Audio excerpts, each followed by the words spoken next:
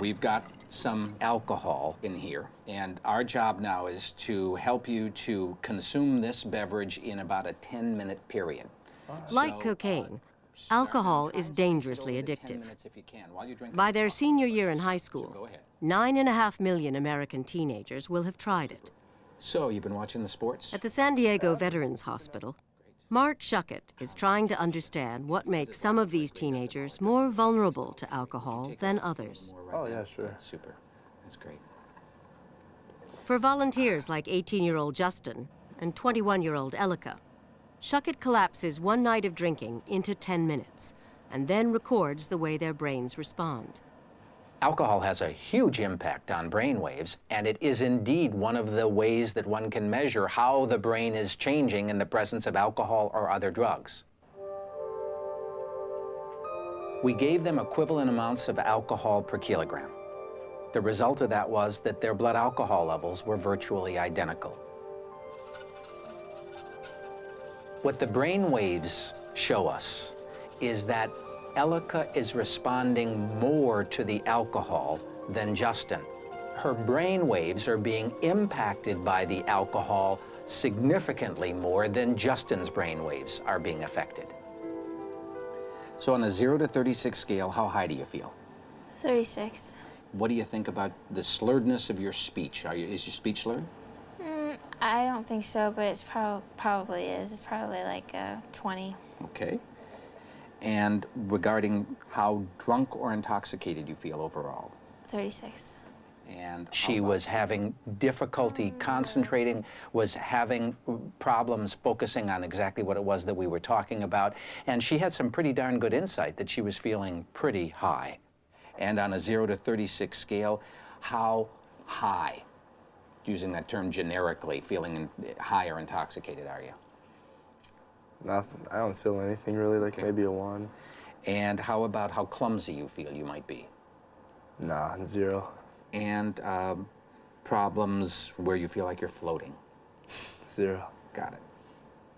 Justin had the same blood alcohol level, and when we asked him how he felt, he was basically saying, I don't feel much. It was almost close to 0, very low on the scale. And all you had to do was look at him and you knew that he was feeling less. 0. The same blood alcohol level, very different reactions. 0. The two people are starting out their drinking evenings with basically different equipment on board. Elika, after 1 or 2 drinks, is likely to look around and say, I'm getting pretty high, I'd better slow down. And a 0 to 36 Justin, scale, we would guess, when he goes to a party, just having a couple of drinks, he probably looks around and says, well, what's the big deal? And he's probably more likely to go on to 3, 4, or 5. Yeah, 0 on that. Justin gets drunk. It just takes Justin a lot more alcohol to get drunk than Elika. Even though Justin's brain responds more slowly to alcohol, he is more likely than Elika to become an alcoholic. Because he is less aware of alcohol's powerful effect, he may keep drinking when Elika might stop, exposing his brain to ever higher levels of alcohol and increasing the chance that he will become addicted.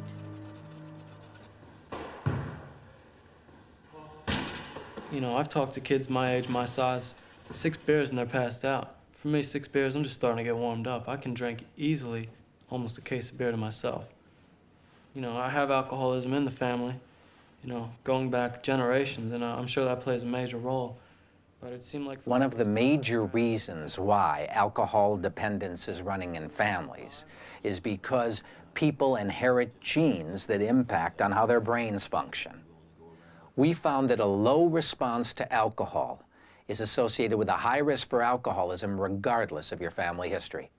But if you have both, a family history of alcoholism and a low response to alcohol, your risk is really quite large. Either 3 out of 4 or all 4 of my grandparents were alcoholics, which increases the probability of being an alcoholic. And like, it was just pretty much people who looked at me, even from when I was little, would tell me, you know, you're gonna be an alcoholic when you start drinking. But once teenagers become hooked by alcohol and drugs, why can't they stop? How do drugs change the brain to make recovery so difficult for many? and impossible for others. Edward Coleman began using marijuana when he was 13 and quickly advanced to abusing other drugs. By 19, he was a hardened cocaine addict, living on the edge, hustling and scamming to feed his all-consuming habit. I can remember days, can't go to sleep from thinking about trying to get high. What can I do, or where can I go, or who can I rob to get money just to get high? So we just have to get you positioned in the right way so that we can comfortably get up on the table here. Dr. Anna Rose Childress has been studying drug addiction for over 2 decades. You're going to see some videos, and they could be nature videos, or scary, or sexy, or drug-related. And researchers have long observed that recovering addicts relapse most often when they return to their drug-using neighborhoods and friends. Childress wondered if it was these cues that somehow triggered an insatiable need for drugs in a brain changed by addiction. Just the reminder of drug use, just seeing these friends, seeing a crack pipe, smelling the smell, creates this overwhelming sense of need, of craving, that the world is completely out of balance till I have some cocaine.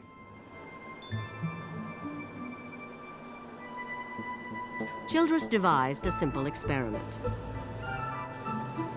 She scanned the brains of long-term cocaine addicts, but only after they'd been drug-free for 2 weeks.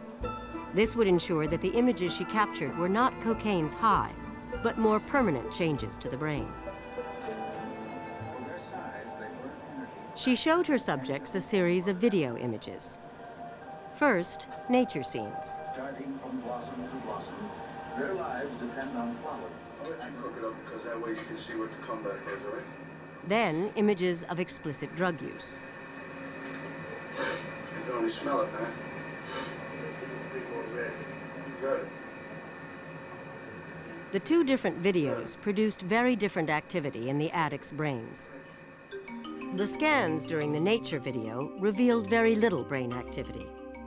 But when the videotape switched to drug use, the scans erupted in red, indicating intense brain activity.